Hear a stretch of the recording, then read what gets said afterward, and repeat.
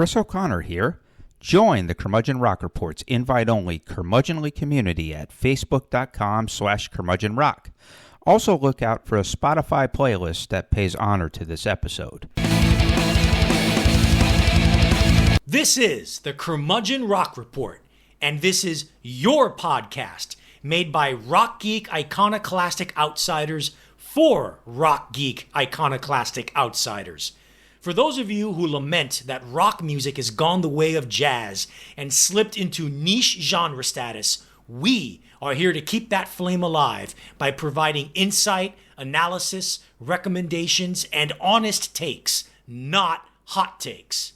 And hey, there's a good chance you'll learn some rock history you never knew before.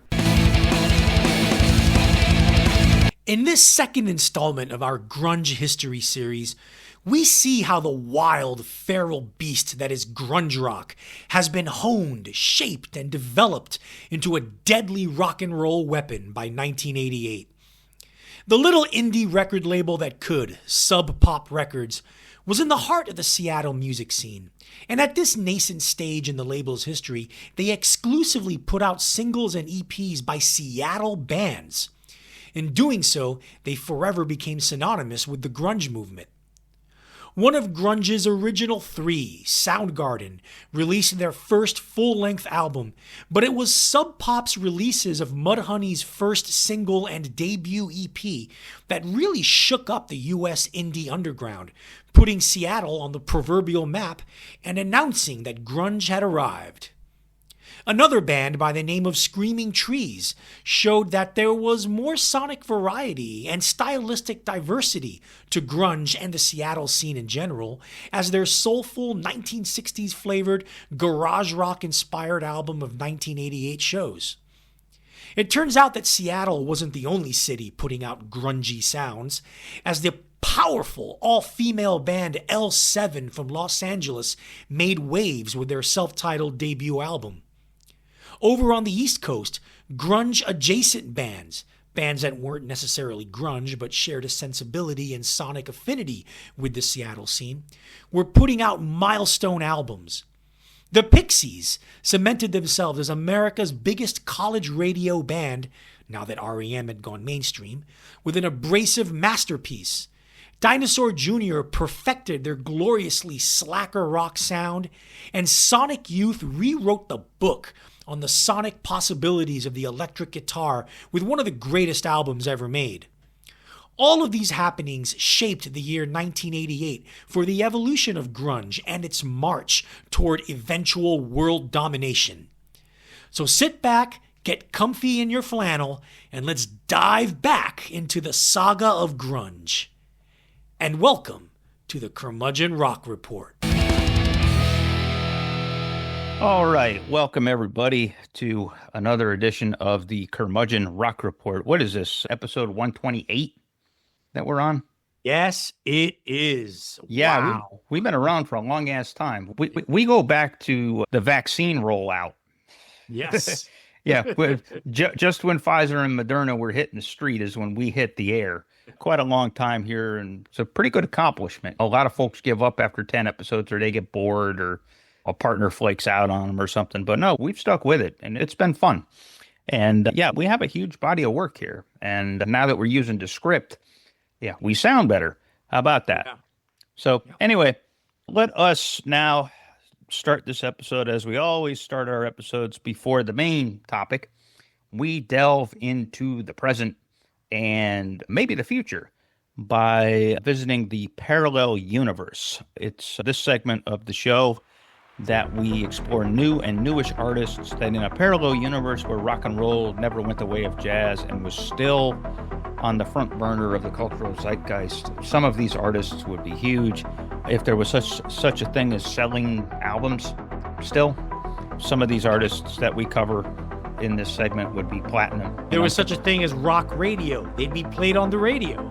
Yeah, there is rock radio, but that's reserved for Shinedown. Yeah. Like I said, Shinedown, no joke, is one of the top 5 bands in the world. Coldplay by far is number 1, but I think Shinedown is a top 10 band, which is, oh man. Yeah. Streamlined corporate radio metal. Yeah. Which is not what we're talking about. No. Sorry, Brendan. I know it's one of your favorite bands. But anyway, let us move on here. So we're talking about these artists that we think that you would dig and you should dig and would be big stars if we weren't in this world or on this timeline. With that said, Art, who are you covering in this episode's edition of the Parallel Universe? Yeah, since 2019, the British musician producer Inflo has guided the in-studio project known as Salt to mostly terrific results, mixing 1960s R&B and soul, 1970s funk, 1970s Afrobeat, 1980s new wave pop, and a heavy dose of 1990s neo soul. Salt has been arguably the best R&B soul funk outfit of the 21st century, while maintaining a rather mysterious and enigmatic public profile. And they continue their mostly great run with this year's release, titled Chapter 1, as if there's a new beginning for them, or him, really. Of all those influences and reference points I mentioned, you can now add a 1990s lounge electronica that evokes the French duo Air and their classic 1998 album Moon Safari. That's exactly what the track Create Your Prophecy sounds like. For the most part, the record has an expansive, epic sweep to its sound and feel, especially with Good Things Will Come After the Pressure and the beautiful instrumental Love Have Mercy, recalling peak Isaac Hayes. Love Does Not Equal Pain is blistering psychedelic soul with some killer guitar work that wouldn't be out of place on an early 1970s Temptations album. Inflow still brings the funk with workouts, such as the title track and Protector. Lyrically, the songs are caught between the soulful hippie spirituality that characterized last year's album 10 and addressing the nasty, bitter feud currently going on between Inflow and rapper Little Sims. Yeah. Nevertheless, this is a very strong 4 out of 5 star album and quite possibly a shoe-in for my top 10 at the end of the year. Chris? Yeah, this is a really strong album. And you should mention that Inflow, Salt at its heart is a partnership between Inflow and his wife, Cleo Sol. Who's American. Yeah, who is American. And she's the head melodicist and helps shape turns these ideas and beats into songs. Yeah, really strong record. I agree with the French house influence on this album. I think that's pretty obvious. Air is a good call. And there's also a little bit of a gospel feel at times here too. And not only that, but they're very eclectic. Like I love the title track, Chapter 1, which is very 60s garage rock in some ways. It's like 60s garage rock melded with funk. Yeah. And because you get that little fuzzy guitar lick and the organ and just some of those touches. I also agree Good Things Will Come After the Pressure is one of the better songs and will probably prove to be one of the better singles of the year. And ultimately, I think you had it right. This album is basically lounge soul for pot smokers. It's a little bit more laid back and a little bit more modern than last year's album 10, which I thought was a throwback to both 1974 pre-disco and 1982 R&B. Yeah. So it's if Kool and the Gang and DeBarge were to get into a collaboration. Yeah, this is lounge R&B funk, but it's not background music. There's a lot going on in the songs that you sink your teeth into. Yeah, exactly. It's loungy without being wallpaper. Right. Yeah, exactly. So you could play it in a club, some of those New York clubs that we thought that we were trying to fit into back in the day. Yeah. Like some of those lounges. It wouldn't have been at a place there. But it's also the kind of thing that you can listen to intently. And it's the kind of album you can study and sink your teeth into. So, yeah, one of the stronger albums I've heard this year. Along with the album that I'm covering here in the Parallel Universe, we'll be using the word adjacent quite a lot in this ongoing Saga of Grunge series we're doing, right? Yeah. As in grunge-adjacent. So we might as well indulge in another kind of adjacency here in the Parallel Universe, namely Big Thief adjacency. Let's talk about the new solo album from Big Thief guitarist and multi-instrumentalist Buck Meek. Mirror, as this album is called, Mirror as in Mirror, is a very nice, really sweet little folk pop album from Meek, who has a really nice, really sweet day job, accompanying and helping to translate the wonders of one of America's best songwriters and also Meek's ex-wife, the preternaturally talented Adrienne Lenker. Meek, Lenker, and drummer James Krivchenia comprise Big Thief, who for a decade have performed at the vanguard or in the vanguard of American rock. But Meek, it turns out, has his own unique, charmingly idiosyncratic voice as a songwriter as well, and he's carved out an absorbing discography of his own since 2018. Meek's output is consistently tuneful and owes a considerable debt to Neil Young, James Taylor, and other 70s Laurel Canyon soft rock types, which I guess makes sense since Meek lives in L.A. Neil Young was not soft rock, dude. Okay. At least in 1970 and 71 he was. He was soft rock before he wasn't. Anyway, part of the charm lies in Meek's singing voice, which has a weird off-kilter Muppet feel to it, as if Scooter or Lou Zealand veered into singer-songwriter world, or if Cameron Winter had any kind of restraint, perhaps. On this album, Mirror, Meek channels these sensibilities and quirks into his most engaging set of songs yet. He dabbles throughout in the themes of intimacy, vulnerability, and the adventures of not always doing the right thing. He clearly has his second wife in mind here. Over the course of 11 songs and 40 minutes, he essentially writes a compelling love letter to her. Krivchenia produces and plays most of the drums here, lending a similar warmth to that which he offers in his production work for Big Thief. But here, the texture and mood is especially precious. Highlights from Mirror include the giddily jumpy album opener Gasoline, which is my favorite song on this record, on which Meek recounts the excitement of first achieving intimacy in his relationship and sneaks in a few electric guitar notes that clearly are an homage to Zuma-era Neil Young. Can I Mend It, which is a taut, soulful folk nugget about the fear of screwing up for the first time in said new relationship. There's Demon, a co-write with Adrienne Lenker, that further explores Meek's dark side with supple pop touch and an agile swinging chorus. Quasi-title track Hard in the Mirror, a clever but lovely take on leaving the bad stuff behind him. And on this song, virtuosic harp player Mary Lattimore adds some gorgeous texture. She's really good. Check her out and her other work. And then album closer Out of Body, perhaps the prettiest and sweetest of the mid-tempo folk pop numbers on the record.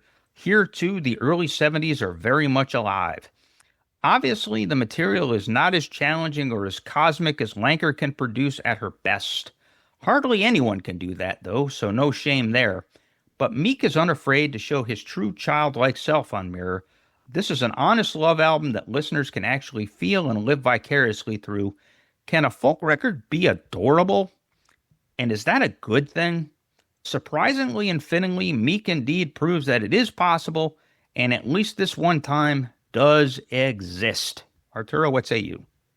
Yeah, this is an okay record. I'm more impressed by the guitar work and the sound he gets here than the actual songs. I think I would love to hear some of these guitar lines and some of these licks and some of these riffs in Big Thief songs with Adrienne Lenker songs instead of his own. She's a much better songwriter than he is.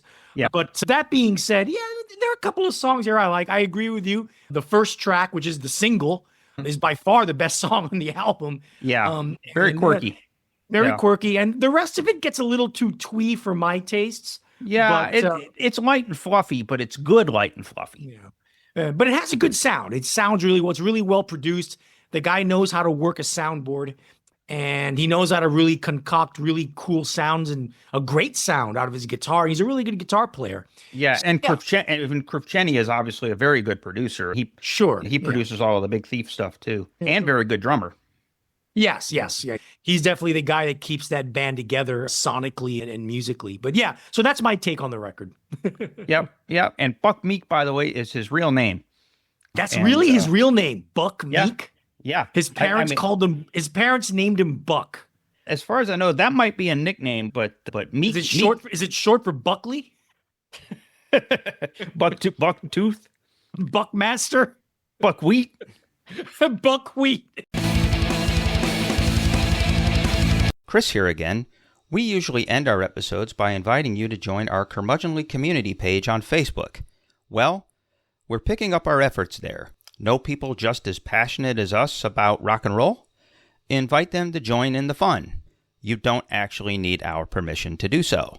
Also, expect to see a lot more content up there moving forward.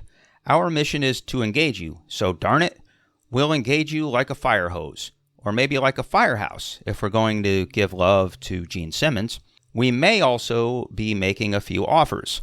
Want to wear a t-shirt featuring our logo? You may have that opportunity soon. So be a fellow curmudgeon, help us expand our little community, and share your own musings via your own posts. We're at facebook.com/groups/curmudgeonrock. There was something happening here, but we didn't quite know what it was yet, except for a few really smart people in Seattle. Arturo?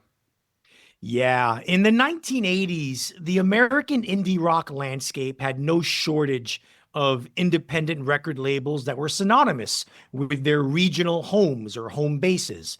SST Records in Southern California and Touch and Go Records in Chicago come to mind. But no indie label in the U.S. underground identified with its home city and hometown as deeply and symbolized its essence and attitude as Sub Pop did with Seattle. They had an identity, an aesthetic, and a postmodern self-awareness that manifested itself in both self-deprecating ironic humor and exaggerated self-mythologizing. This was all the more evident in the way they marketed not just their records, but themselves as an entity. On one hand, they promoted Green River's 1987 EP Dry as a Bone with the tagline, quote, ultra loose grunge that destroys the morals of a generation. Nice. On the other hand, they issued merchandise with t-shirts that said the word loser in bold letters in front with the Sub Pop logo on the back. They had the Sub Pop Singles Club, a subscription service where for either $35 for a full year or $20 for 6 months, you would receive a 45-inch vinyl record single of a band/artist from their roster every month. What did that application look like? Here's how it was written. Quote, hey loser, want to find some action? Tired of being left out? Here at Sub Pop, we've just started a special club for lonely record collectors like yourself. The Sub Pop Singles Club. Every month we'll send you a limited edition 45. All you have to do is send us your money. $35 for a full year, $20 for 6 months. Your subscription begins the month we receive your $. And then where you have to check mark your information that says, yes, I am lonely and I want to join your singles club. Here is my money. And you write your name and your address, and it goes to Sub Pop, P.O. Box 20645, Seattle, Washington, blah, blah, blah, blah, blah. By the early 1990s, their stark black and white color scheme and logo had become iconic on a nationwide scale. How did this little record label the little record label that could, how did it come about? It all started in the early 1980s with a student at Olympia, Washington's Evergreen Community College by the name of Bruce Pavitt. In order to earn course credit, Pavitt embarked on a project where he started an independent music fanzine called Subterranean Pop that would focus on releases by independent record labels. He quickly shortened the name to Sub Pop, and on a monthly on and off basis, he alternated actual issues with compilation tapes of underground rock bands. The fifth Sub Pop cassette, released in 1982, actually sold 2,000 copies, a stunning feat for such a small venture. This got Pavitt noticed by Seattle independent music magazine The Rocket, which hired him in 1983, the same year he ended Sub Pop's existence as a magazine. But the idea of a record label named Sub Pop stuck in Pavitt's mind, and in 1986 he released the label's first ever full-length LP, a compilation album that featured some of his personal favorite bands from different parts of the country: Sonic Youth from New York, Naked Raygun from Chicago, Scratch Acid from Austin, Texas, and The Wipers from Portland, Oregon. It would be another few years before Sub Pop released full-length albums again, with Pavitt choosing to focus on singles and EPs for obvious cost reasons related to the manufacturing of physical media. The first of these was the aforementioned local Seattle band Green River EP, Dry as a Bone, in 1987. And then later on, Soundgarden's debut EP, Screaming Life, which we talked about in the previous episode. However, this year, 1987, proved to be a pivotal year for Sub Pop. Do it again. Yes. This year, 1987, proved to be a pivotal year for Sub Pop because it's when the label stopped being a solo Pavitt operation. Fellow music geek and one with notably more money to spend, Jonathan Poneman, provided $20,000 in cash for Soundgarden to release their debut single, Hunted Down, with the B-side, Nothing to Say, in July 87, with, as I just spoke of earlier, Soundgarden's debut EP, Screaming Life, issued in October 87. From here on out, the Pavitt-Poneman duo ran Sub Pop, with Pavitt playing the role of talent scout and artist relations, and with Poneman dealing with the financial and legal aspects. It was also with the releases of the Green River and Soundgarden EPs, two of grunge rock's original big three, that Sub Pop decided to focus on Seattle's fertile music scene and this quickly developing primal and original grunge sound. So, Chris, what are your thoughts on Sub Pop's origins and Sub Pop in general? Yeah, Sub Pop is interesting. Talk about good timing. They're getting it together as far as the money with Poneman coming in and the focus and the sort of the long-term blueprint, just as some of these bands are emerging and getting good. And obviously we'll talk about them a little bit, but what really broke Sub Pop was the success of Mudhoney. Yeah. And Mudhoney was coming up and making their album just as Sub Pop was looking for something to, basically to cling on to. Basically like a cash cow. Basically like their core product and something that they could go national, international with. And it just so happened that Mudhoney was doing their thing. And they just this perfect synergy that happened there. But yeah, Bruce Pavitt is interesting that he's from Chicagoland. And and I want to say, and it's interesting, he's at Olympia State College, or he's at Evergreen State College, excuse me, at the same time as both Kim Thayil and Hiro Yamamoto, who were a couple of other Chicagoland natives. And it's just this fertile, odd time in the early 80s in Olympia, Washington. You just have some interesting characters that are crossing paths. And so obviously it makes sense that Dave Pavitt would hook up with those guys to release their first singles. So yeah, obviously very important label. Like you said, talk about time, talk about place, and talk about product. Part of entrepreneurship, from what I've learned in working with entrepreneurs, and it's a confluence. You need some luck, but you also need to have a sense of when time, place, and product and demand all match. And Pavitt and Poneman definitely had that. And Seattle was better for it. Seattle needed this went beyond Deep Six. Deep Six was the compilation in '86 that kind of gave regional touch and it was basically like a business card for Skin Yard and U-Men and Green River and Soundgarden. Yeah, but Sub Pop gave Seattle its own regional identity in the independent music scene. Yeah, and it did its own regional identity, but also real, genuine distribution, and real. They lent credibility to the scene and to the artists, and I think that was a long-lasting thing. And again, they hit just as Mudhoney's making their record or making their EP and making moves, and a year before Kurt Cobain and company walk into Jack Endino's studio and say, "Hey, can you make a demo for us?"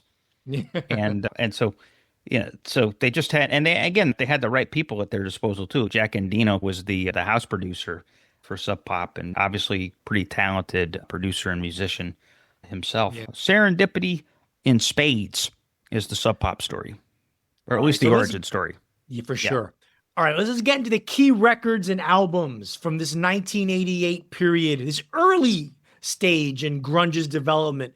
But And you mentioned it earlier, Chris. You mentioned the band Mudhoney. The story of 1988 in grunge has to start with Mudhoney. And we're starting with their debut single, Touch Me, I'm Sick. Raw, raucous, sweaty, grimy, mean, nasty, aggressive, corrosive, vicious.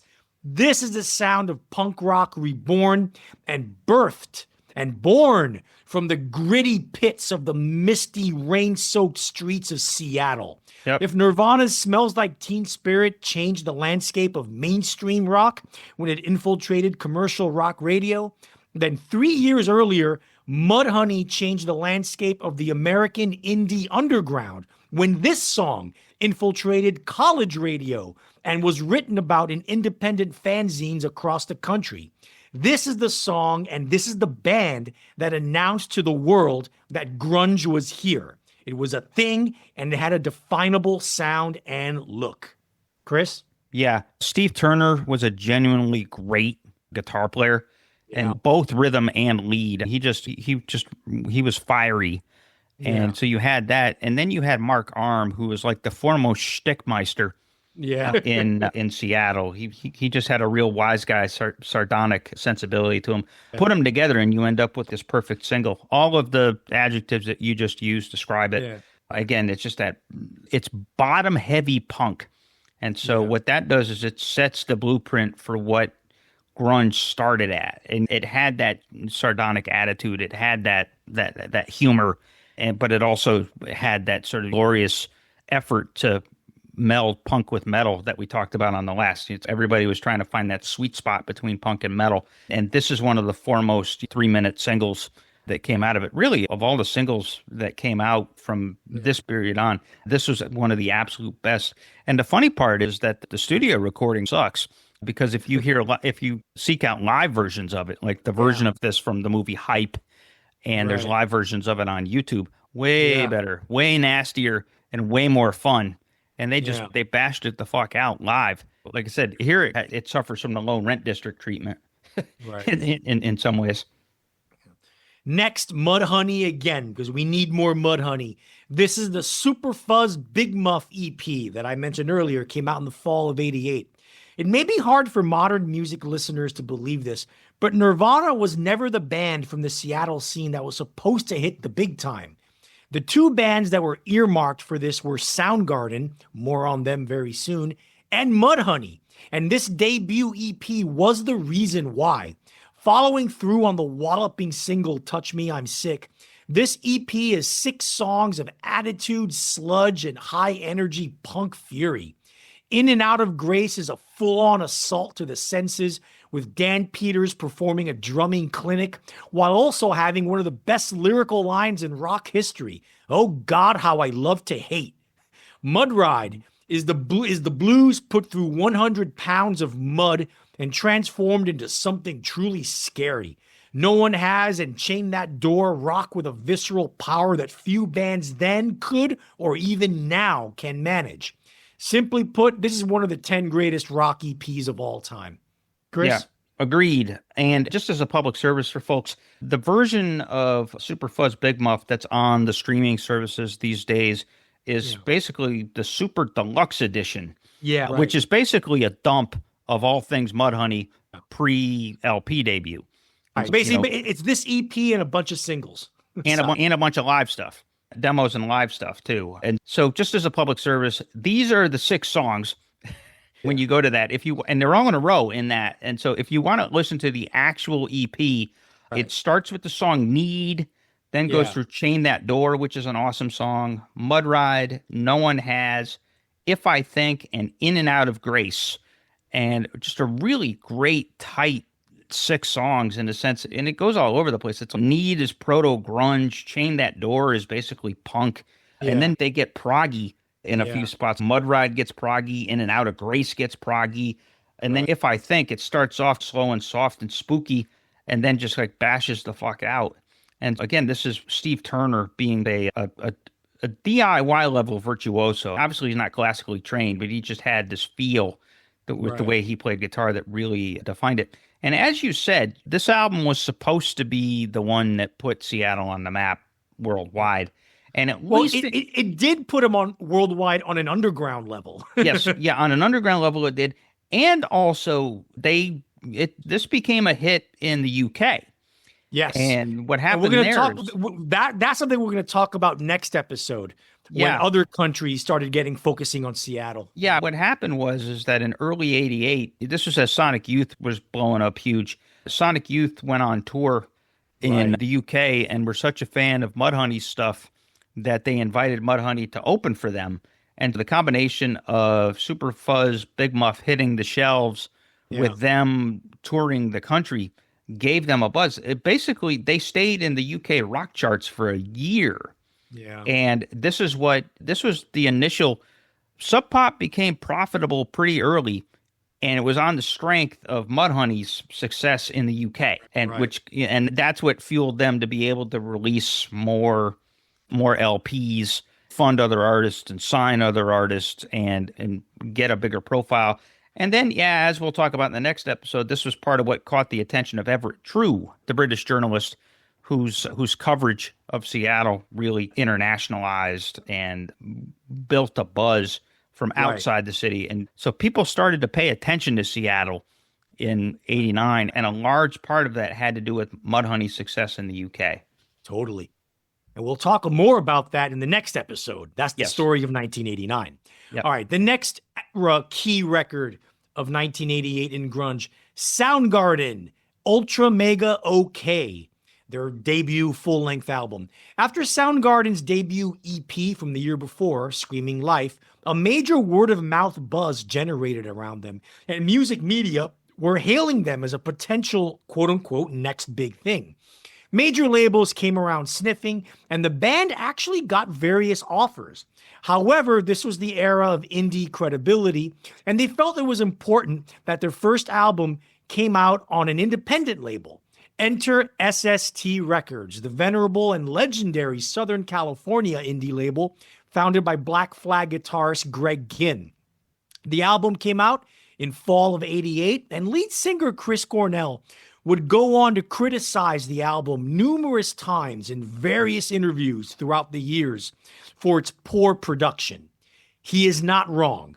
The sound is a bit flat and stale, a drop-off for raw and bombastic sound they achieved with engineer Jack Endino on their debut EP.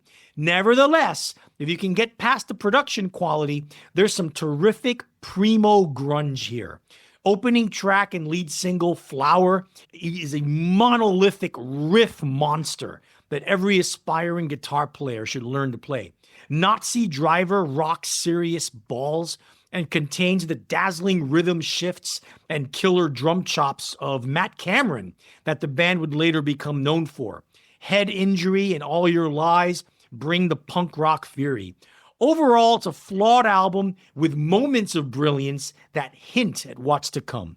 Chris? Yeah, totally agreed. This album is weird because, you do have stuff like Flower, and then the other two highlights for me are the blues songs, which is there's a cover of Howlin' Wolf's Smokestack Lightning, on which Kim Thayil kind of previews. Mostly in the early days of Soundgarden, Thayil was the best songwriter and the key songwriter, but he was like a rhythm juggernaut. He was trying to be Tony Iommi.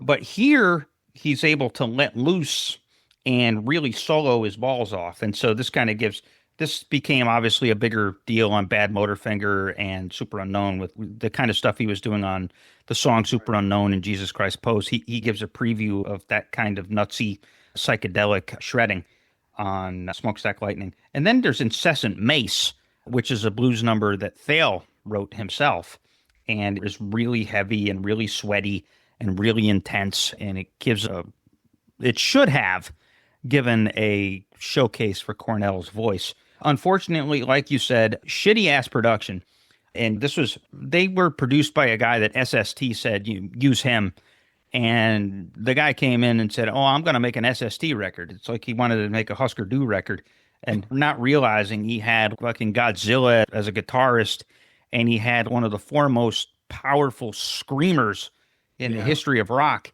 And he decided it was a good idea to record Cornell as if the mic was 3 flights up in a stairwell and Cornell was at the bottom of that stairwell. Yeah. And so it just really terrible.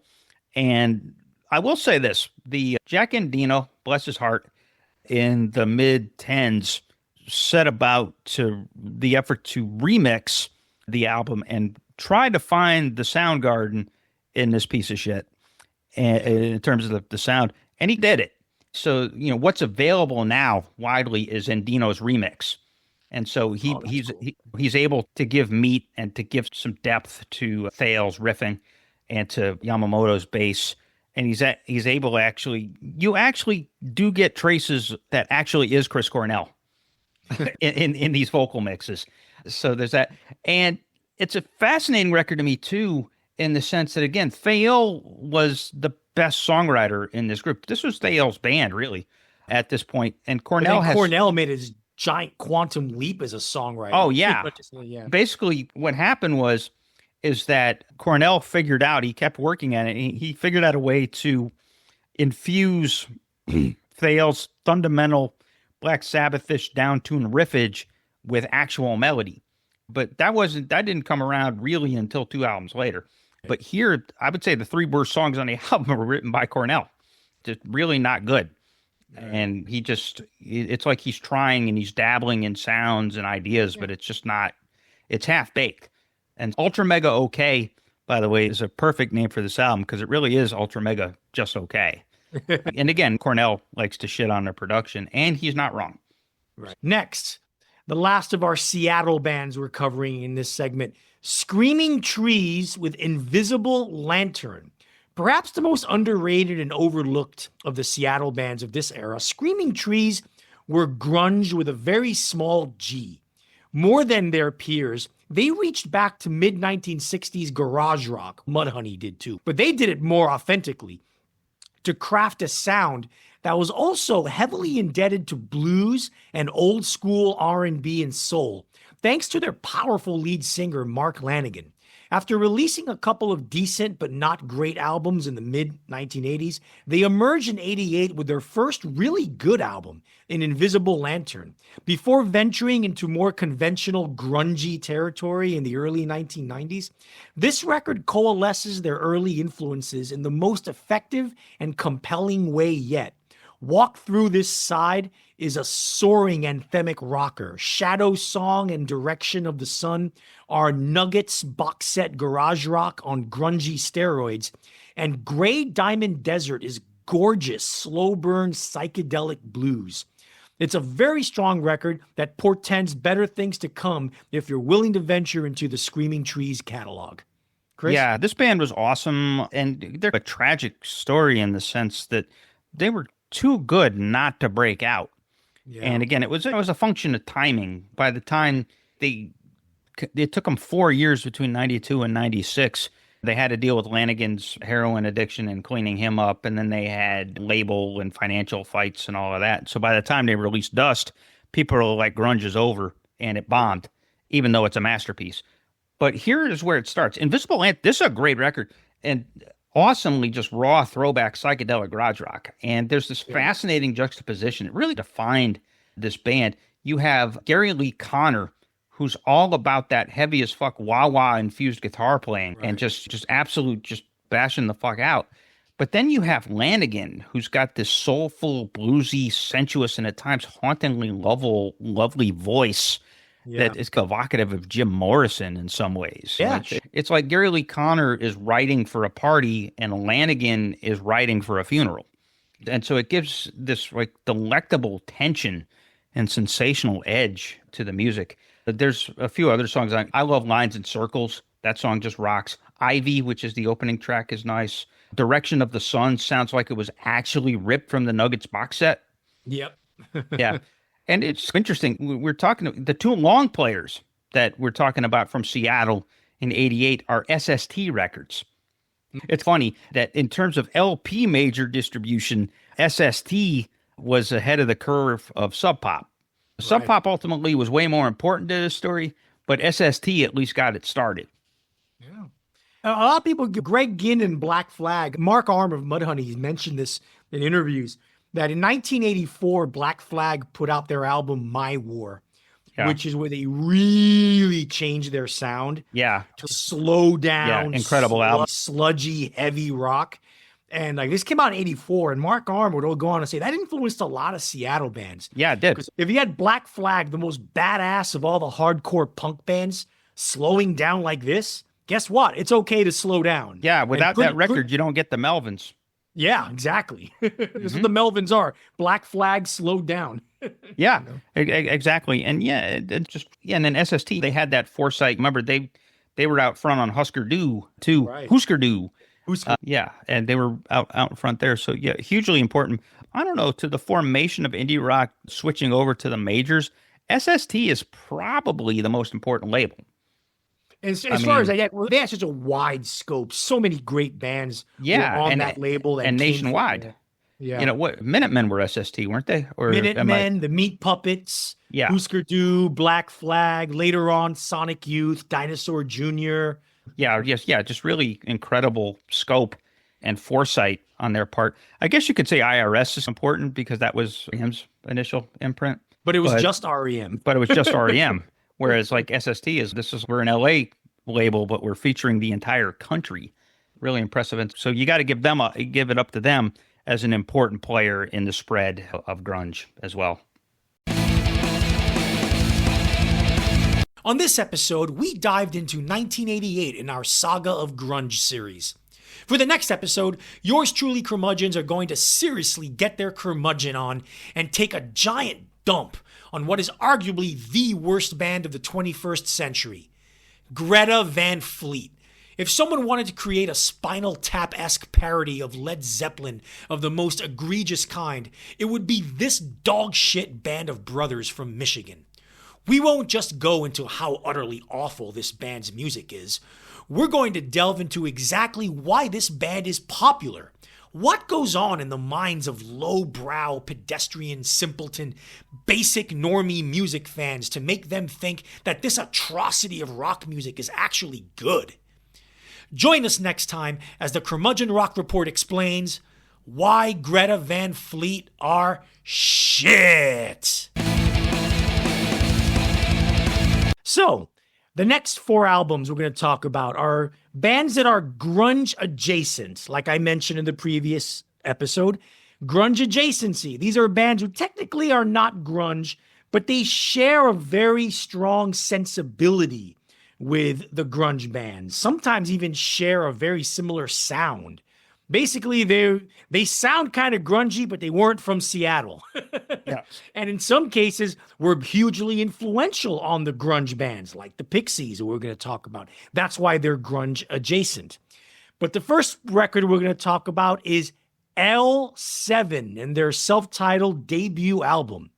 Seattle wasn't the only city producing grungy sounds during this era.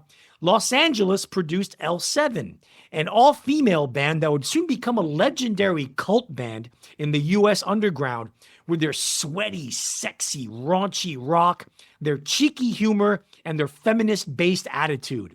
Their self-titled debut album, released on LA's iconic indie label Epitaph, finds them still formulating their sound, but man, oh man, never has an incubation record rocked this hard and been this fun. As Trouser Press stated at the time of its release, quote, "It's all brute force and speed, grunge as a sheer sonic description," end quote. Yep. Bite the Wax Tadpole and Cat o' Nine Tails open the album with a sludgy adrenaline rush. Uncle Bob stomps with a Godzilla riff before going off into a jam with an appropriately nasty and feedback-drenched guitar solo. Runnin' from the Law is a party anthem that mixes in some serious anti-authority attitude, and Let's Rock Tonight answers the question, what if Kiss were women and they delved into grunge? Overall, it's a solid album. It's a solid fun as fuck album but their best is yet to come. Chris? Yeah, and it is a fun album because a lot of it is an ironic take on the dude bro sweep that was happening in LA in the late 80s and all over the place, and not just the glam metal. And so they're having fun with that. Worth mentioning that on this album, the drummer was a dude named Roy. I didn't even know that. Yeah. Guy named Roy was their drummer. Yeah. D. Placus does not join the band until the next record, which made a huge difference. Right. One of the things you can say is that you can't really have a great band if you don't have a great drummer. And exactly, D. Placus was one of the best drummers of the era, of this entire grunge era. She was amazing. But yeah, this band is a lot of fun, and it's a weird record. It's a very LA record. Yes. Because it's influenced by Black Flag and X on the one hand with the punk, but it also is indebted strangely to glam metal in a few spots. And maybe that's an ironic thing or whatever, but Let's Rock Tonight and Snake Handler wouldn't be out of place. It sounds nothing like Poison. It sounds nothing like Cinderella. Maybe early Motley Crue. That's what I was about to say. Okay. Let's Rock Tonight and Snake Handler sound like they would not be out of place on Too Fast for Love or Shout at the Devil. That kind of early punky glam metal. Obviously, they're not doing Poison. They're not doing LA Guns. They're not doing any of that. But so it's this amalgam of LA sounds, non-Jane's Addiction edition, that they bring into this record, and it's a precursor for when they got more focused and they got more edgy and more serious with their lyrics and the music. So this is them just having fun, and we were all better for it. Right. Next, Sonic Youth, Daydream Nation. By 1988, Sonic Youth had come a long way from the experimental, artsy, noise punk band that they were in the early 80s. On 1986's Evil, they introduced conventional songwriting and actual melodies and hooks to their sound. On 1987's Sister, they took it up a notch by adding newfound energy and punky aggression, giving even more weight to their improved songs. For Daydream Nation, all the elements that define their sound, feedback, noise textures, improvisational jams, bombastic songs, killer riffs, impressionistic lyrics, loads of postmodern attitude, all coalesced into an irresistible and unbeatable package that became a landmark of American alternative rock. The anthemic Teenage Riot is on the short list of greatest album opening tracks of all time. Silver Rocket is one of the band's most ferocious punk moments, with one of the greatest instrumental breakdowns and comebacks in rock history. Elements of thrash metal are injected into Cross the Breeze, and toward the end of the final track, Trilogy. Rain King is surf rock brought to the pits of hell, and Total Trash is glorious pop rock put through an avant-garde noise filter, coming out at the end drenched in hypnotic drone and a wicked key change. All in all, it's the album that made Sonic Youth legendary, and if it isn't on anyone's list of the 500 greatest albums of all time, they are seriously in need of a musical taste transplant. Chris? Yes, it should be top 100. This is one of the most thrilling rock albums ever made because it's legitimately avant-garde while also being legitimately accessible and enjoyable. Here they build on the dissonance and weird tunings they experimented with on the several albums before this, but they're no longer about the noise art first. They're a long way from Bad Moon Rising at this point, which again, I think is a boring-ass record. But now they're writing amazing songs to encase these efforts. Thurston Moore was really the driving force here. It was a lot of the stuff that he was vibing on and that he was writing, that a lot of this stuff, it inspired Kim Gordon and Lou Ronaldo to do their parts on their songs. But it also was like a jump off point for some of the sort of the noise collages and beautiful, it's almost like dissonant electric guitar jazz in a few spots, like Total Trash, like the second half of that song. This is like No Wave Herbie Hancock in some respects. I personally would put this album because, again, here you mentioned surf rock, and so there's a lot of like late 50s and early 60s things that Thurston Moore is bringing out. There's surf rock, there's psychobilly, there's garage rock, and then there's like Bobby Darin. Teenage Riot is like a Mac the Knife type of melody. Yeah, very strange. But this album I would put as the second best album of the entire 1980s, a rock album. Yeah, I stick to my guns and I'm stubborn. I'm still going to put Appetite for Destruction number 1 over Daydream Nation because I think it's really that important. But this album's incredible. And one of the interesting things about it is that one of the guys that helped them produce the album had just come off of being in the studio with Public Enemy for It Takes a Nation to Millions to hold us back. And some of that dissonance that defines some of those beats influenced Sonic Youth here, which I think is interesting. Also, and this is the first of two records, successive records here, that we'll be talking about that were hugely influential on Kurt Cobain. Yeah, for sure. And on Dave Grohl. Steve Shelley is clearly an influence on Dave Grohl's playing. That's Runaway Train style of playing and the power that Shelley played with definitely rubbed off on Grohl. But Kurt Cobain loved this band. Obviously, they opened for him, Sonic Youth, on tour. And so I think a lot of the abrasiveness, the crazy guitar stuff that Cobain often did was a tribute to Sonic Youth. Like literally, Aneurysm is a Sonic Youth song. Yeah. And driving home that point is that when Nirvana was inducted into the Hall of Fame in 2014, they brought out Kim Gordon to sing Aneurysm. Yeah. Which excels that point. So really good stuff. And one last thing mentioning, and this is funny nostalgia for Arturo and I. This is the single best stoner experience of my life, listening to this album. At the time, the last year we lived together, we had a roommate, this young French woman who was a student, and we thought we were lazy. No, Olivia took the cake on that one. And she was a pot smoker, and she made friends with a dealer in Washington Square Park who's a Jamaican immigrant from the Bronx named Frank. And Frank had something was up with that shit. I don't know if his weed was cosmic. Yeah, I don't know if NASA was his supplier or if he was lacing it with angel dust. Or there was something about that stuff. I think we affectionately named it gangsta weed. But we smoked that one time and listened to Daydream Nation. And I swear, it's a 70-minute double album. It was a 4-sided record. It felt like it took 6 hours. Listen to that. It was intense, especially Trilogy. Hyperstation in the middle of that, which just gets beautiful in the guitar art. And then it just explodes into Eliminator Jr., which oddly enough, they've said in interviews was inspired by ZZ Top. Yeah, and the kind of the riffage that Billy Gibbons was indulging in on Eliminator. So it's very strange. It takes ZZ Top and made it sound metal, actually. Yeah. And so what I would say, folks, is find really good weed. And again, this is nostalgia for me because I stopped smoking a long time ago.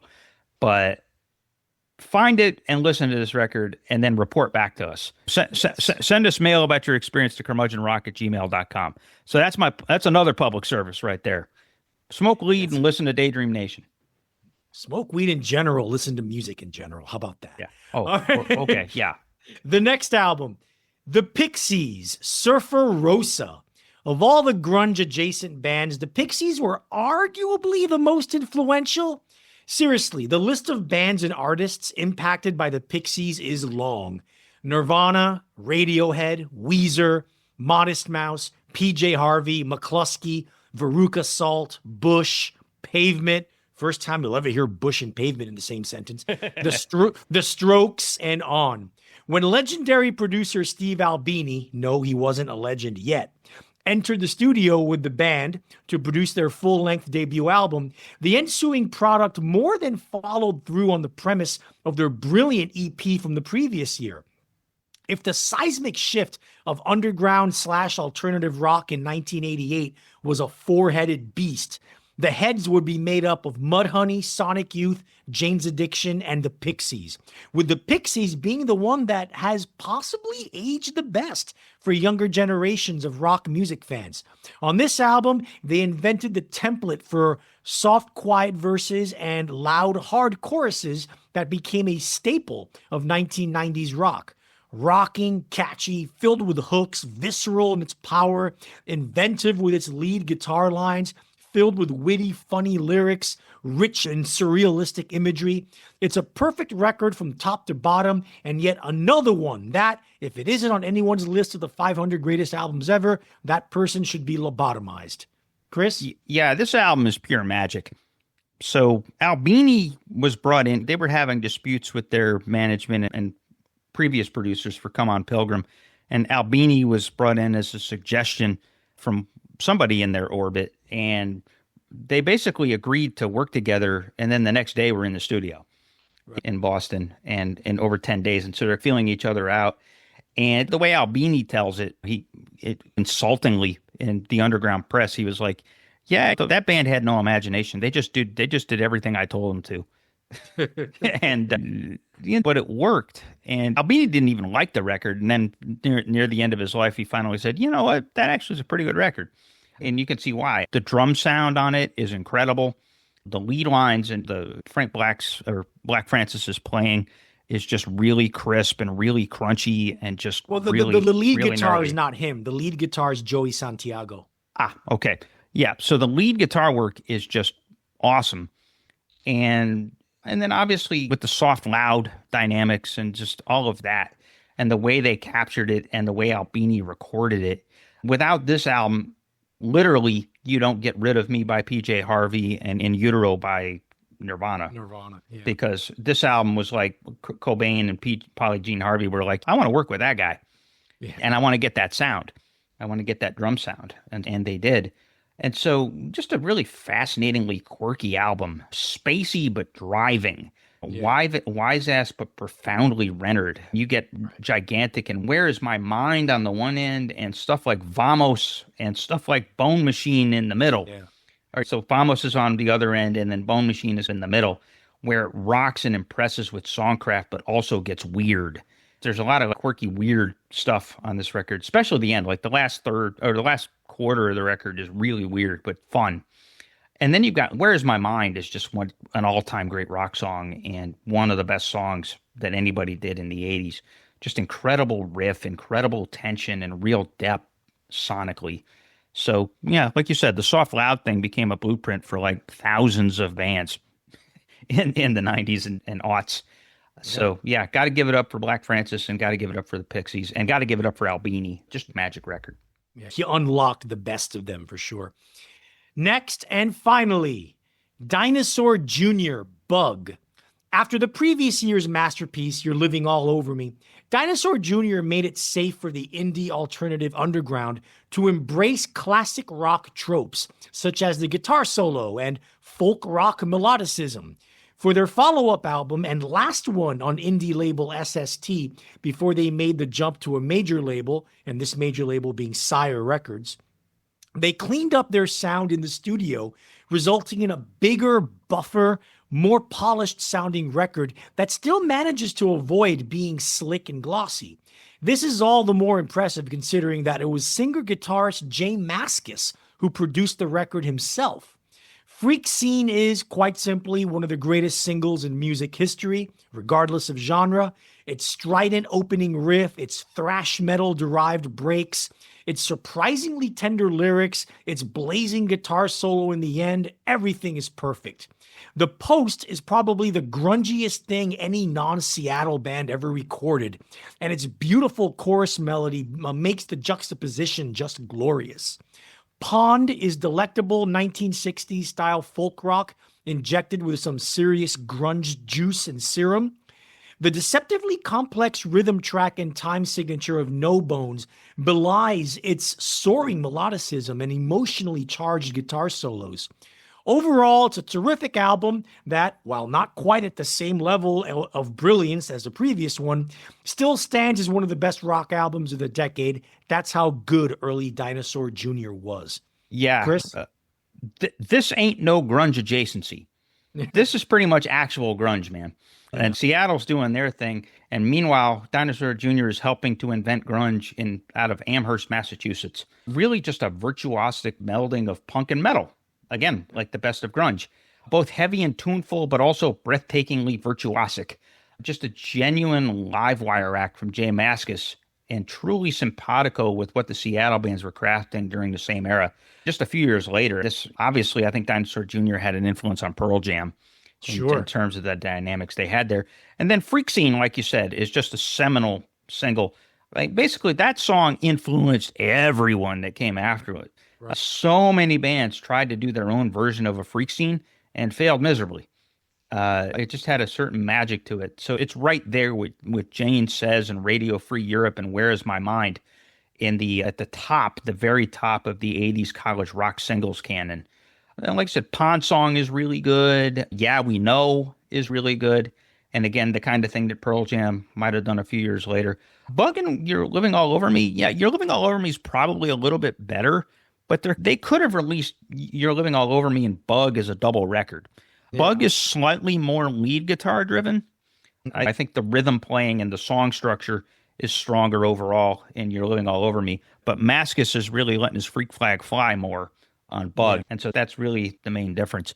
And then obviously by the time he gets to the majors and by the time he gets to 92, he's basically turned into like the Ace Frehley of indie rock in terms of his lead work. So yeah, hugely important record. And again, to me, it's not grunge adjacent. It's just grunge.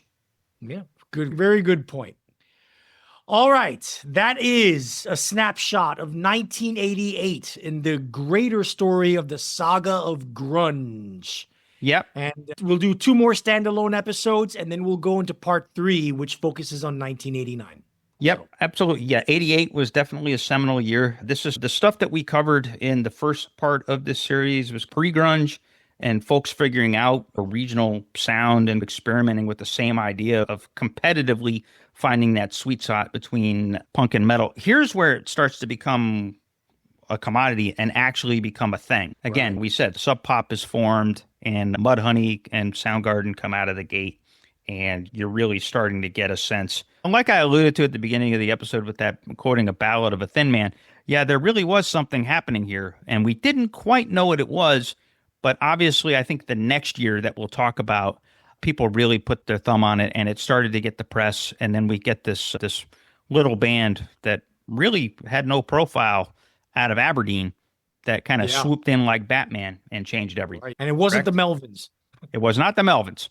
They were from Aberdeen too, by the way. I got you. Okay. And so with that, folks, as we always do at the end of these episodes, we encourage you to join our fabulous Curmudgeonly community on Facebook. Art he posts a lot of cool live YouTube videos up there and run up to our episodes, and we have some frequent flyer contributors. Hello, Dan. Hello, Jeff. Join in this fun. You can find us at facebook.com/groups/curmudgeonrock. It's invite only, but chances are we will let you in. Send us some fan mail. Like you said, laid down the Pepsi challenge. Smoke really good weed and listen to Daydream Nation, and I want a book report from everybody out there. curmudgeonrock@gmail.com. And then, as we always do with these episodes, we'll put together a Spotify playlist, and you'll have that as reference material as you work your way and listen to us. We generate the excitement, but it's the music that ultimately is the thing, right? Look at the episode descriptions wherever you get your podcasts, whether it's Stitcher or Apple or wherever, and you'll find a link to the Spotify playlist, and enjoy the soothing sounds of 1988 grunge and grunge adjacency. And with that, folks, dig it.